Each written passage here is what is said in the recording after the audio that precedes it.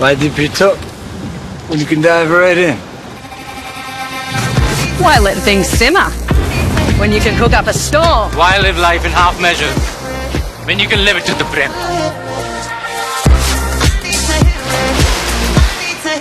AP ప్రభుత్వం తీసుకొచ్చిన నూతన పారిశ్రామిక పాలసీలు అప్పుడే ఫలితాలిస్తున్నాయి.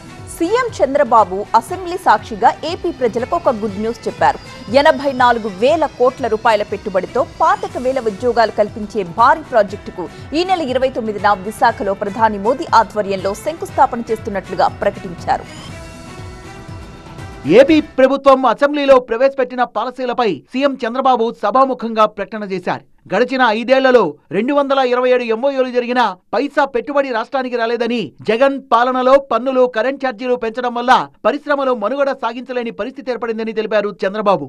అయితే 2047 నాటికి ఏపీ దేశంలోనే నెంబర్ 1 గా ఉండాలనే లక్ష్యంతో తమ ప్రభుత్వం నూతన పాలసీలు తీసుకొచ్చిందని, ప్రతి కుటుంబంలో ఒక పారిశ్రామికవేత్త అనే నినాదాన్ని సాధ్యం చేసి చూపుతామని స్పష్టం చేశారు సీఎం. 30 లక్షల కోట్ల రూపాయల పెట్టుబడులు, 20 లక్షల మందికి ఉపాధి లక్ష్యంతో ప్రభుత్వం పనిచేస్తోందని, తమ ప్రభుత్వం నూతన పాలసీలు ఫలితాలిస్తున్నాయని చెప్పారు. ఇప్పటికే 2 భారీ ప్రాజెక్టులు రాష్ట్రానికి వచ్చాయని తెలిపారు చంద్రబాబు. గ్రీన్ హైడ్రోజన్ ఉత్పత్తి కోసం ఎన్టీపీసీ సంస్థ ముందుకొచ్చిందని, ఈ నెల 29న విశాఖపట్నం జిల్లా పూడిమడకలో గ్రీన్ హైడ్రోజన్ ప్రాజెక్టుకు ప్రధాని మోదీ శంకుస్థాపన చేస్తారని అసెంబ్లీలో ప్రకటించారు సీఎం చంద్రబాబు.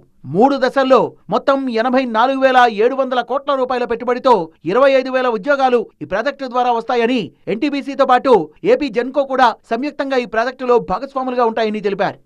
రిలయన్స్ సంస్థ కూడా 65,000 కోట్ల పెట్టుబడితో కంప్రెస్డ్ బయోగ్యాస్ ప్లాంట్లు ఏర్పాటు చేసేందుకు ముందుకొచ్చిందని, రాష్ట్రంలో పరిశ్రమలు వస్తే వాటిని ప్రోత్సహించాల్సిన బాధ్యత స్థానిక ప్రజాప్రతినిధులపై ఉందని చంద్రబాబు స్పష్టం చేశారు. రైతులు ప్రజా అవసరాల కోసం ఇచ్చిన భూమిని ప్రభుత్వం సద్వినియోగం చేసుకోవాలంటూ రాజధాని కోసం 33,000 మంది రైతులు త్యాగం చేసి భూములిచ్చారని, వారి త్యాగాన్ని వృధా పోనివ్వమని, అమరావతిని అత్యుత్తమ రాజధానిగా తీర్చిదిద్దుతామన్నారు చంద్రబాబు.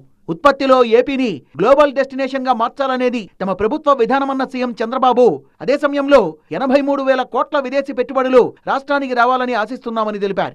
రాష్ట్రంలో 175 నియోజకవర్గాల్లో ప్రతి చోట ఒక ఇండస్ట్రియల్ పార్క్ ఏర్పాటు చేస్తామని ప్రకటించారు సీఎం చంద్రబాబు.